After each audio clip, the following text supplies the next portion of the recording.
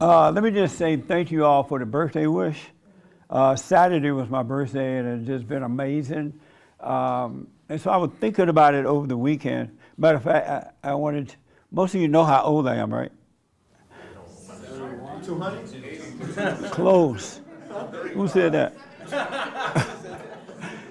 So I'm so old that God made me first, then he made dirt that I may walk on. But I'm 72, and so I was thinking about my life. I don't know how I got here, to be honest. I don't know how this happened. It was meant to be, and it's like there's nothing in my life that I've done in the last 31 years that I imagined for a second I would be doing. Because I didn't finish high school, I grew up on a plantation. Well, I did finish high school, but it was by accident. They were trying to hurry up and shut the school down, so they said, go ahead, right? And so I don't know I know it was because of God. It's like the invisible became the visible for me. And when I was growing up, I always thought that I would move to LA, get a house, because they were told, get a job, buy yourself a home, get married, have a bunch of children. And so I thought I was going to do that. And so I came and I bought a house at 25. I started dating heavily, but just didn't get married, right? And so I just figured, you know what, I would just work, buy me a lot of clothes and a red sports car, be a player. I was living for that reason. But things started to happen. But I've always kind of had a relationship with God in that I always wanted to know what was it like to be a son of God on earth before you die.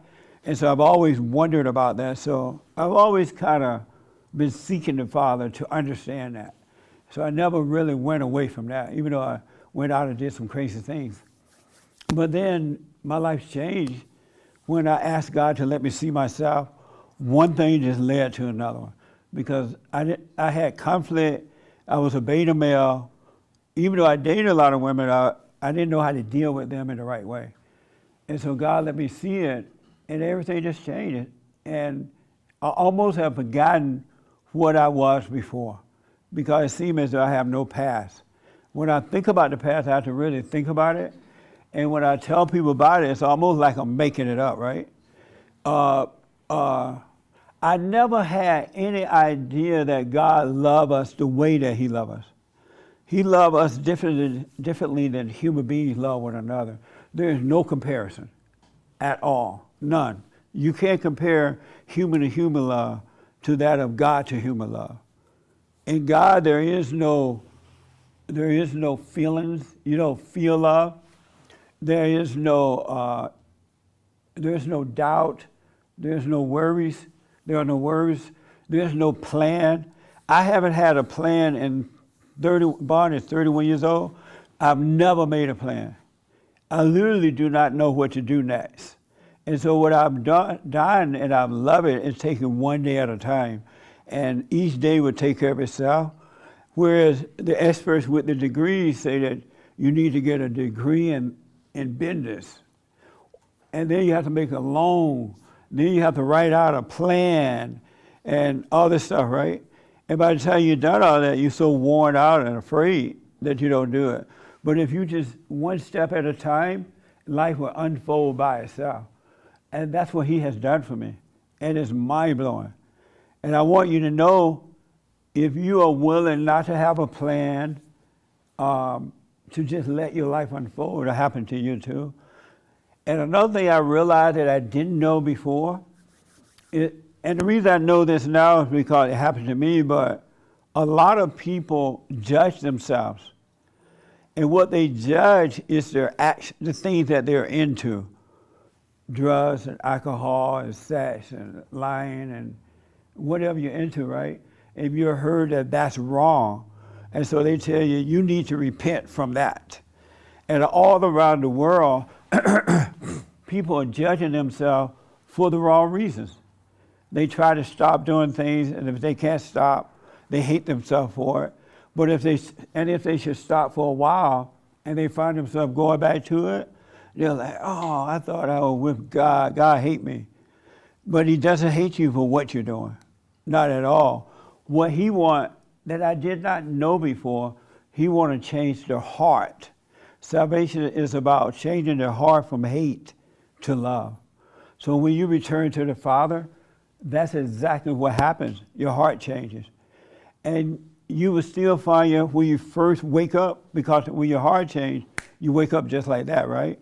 And you will find yourself once in a while going back to those old things that you were into as a result of being into that fallen state. But once you wake up with the Father, you realize you could not help yourself with those things. I counseled with a bank robber, a guy that robbed banks. And if he can't rob a bank, he'll rob a liquor store or something, right? And he tells himself all the time, I'm not going to do it this time. I'm not going to do it anymore. He's been in and out of jail. And he tells himself, I'm not going to do it anymore. I'm not going to rob another bank. So he go along for a while and he doesn't rob the bank. But then the thought and the urge would come, and he would find himself robbing someone. And then he hated himself for it. And he had, all kind of help from folks and nothing worked. So I said to him, man, you need to stop judging yourself for robbing the bank. You can't help it, really. And so try to stay away from it. Go forgive. Be aware of what you're doing. And the Spirit of the Father, the light, will cause you to change. And so I talked to him again recently, and all of a sudden, it's just not happening anymore because of the awareness, right? And when God said that he would take care of you, don't worry about what you're going to wear, what you're going to eat, where you're going to sleep, who your friends are. Don't worry about your reputation. Take no thought about those things. You should just be present with him, and all those things will be added unto you. But you're learning wisdom from him, from within, if you stay in the present.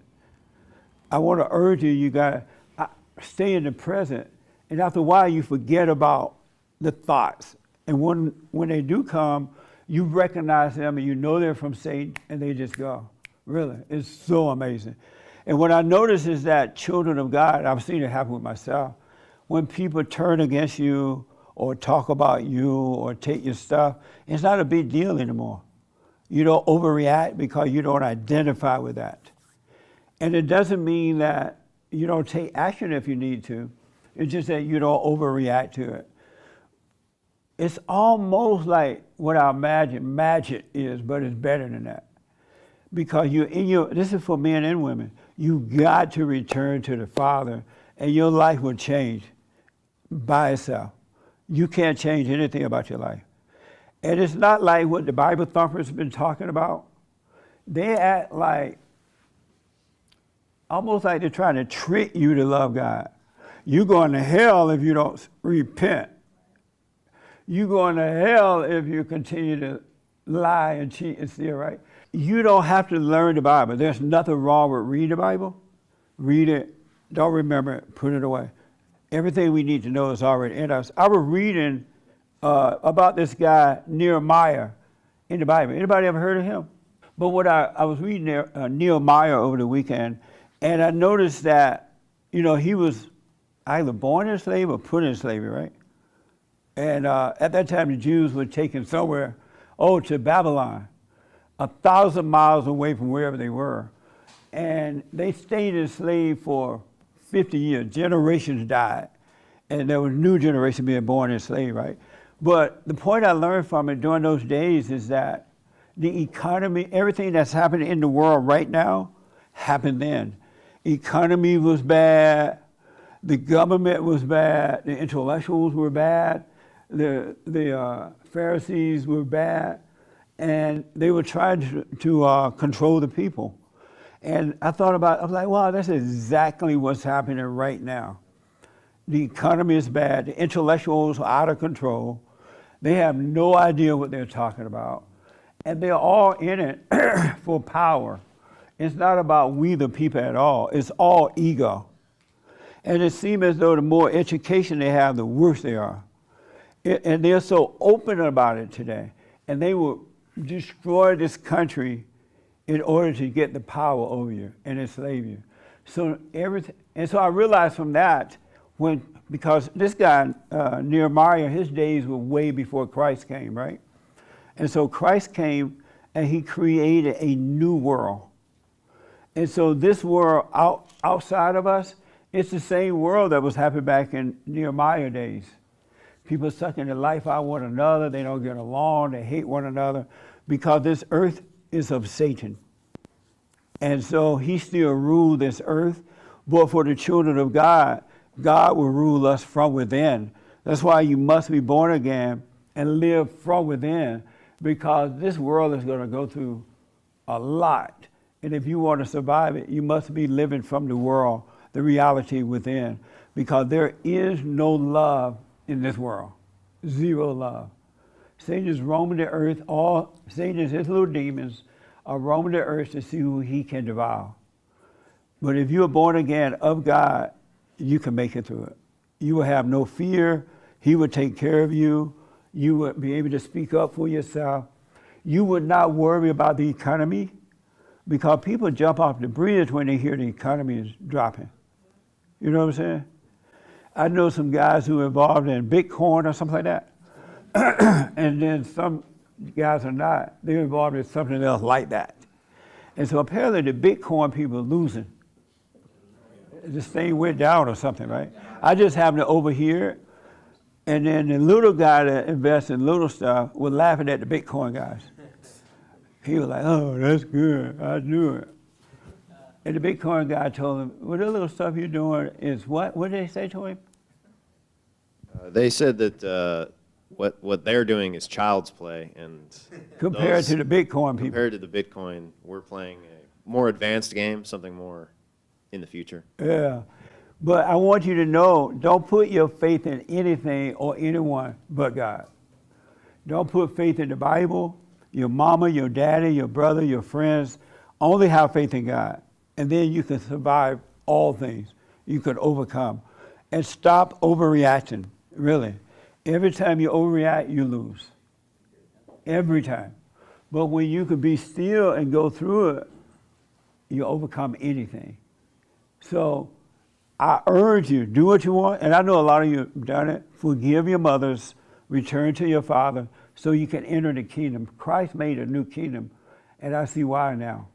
So that you can live on earth and not be a part of it. All right? And I'm so blessed to know this. And if I can know it, all of you have degrees, y'all should surely know it. But you got to live from within, one day at a time. You want to live a simple life, a peaceful life. And don't compare yourself to anyone. Don't try to have what someone else have. Wish them well, and you just live your simple life. Don't try to keep up with anyone else. Be you. And it's an amazing way to live. All right? So when they're telling you the sky's falling, don't freak out. That's for the children of Satan to do. All right? The kingdom of heaven is within. And it's amazing. But you got to stay with it. A lot of you, some of you do the silent prayer, and then things get better for a little while, and then you stop. And that's what Satan wants you to do. God said, pray without ceasing. And the reason for that, because he doesn't want Satan to come in and take you back just like that. All right? Be present with the Father. He's right here, right now, all the time. All right? It's amazing to live. And you hear it from someone who is, discovering it day after day after day. And I just love it. It's amazing to live that way.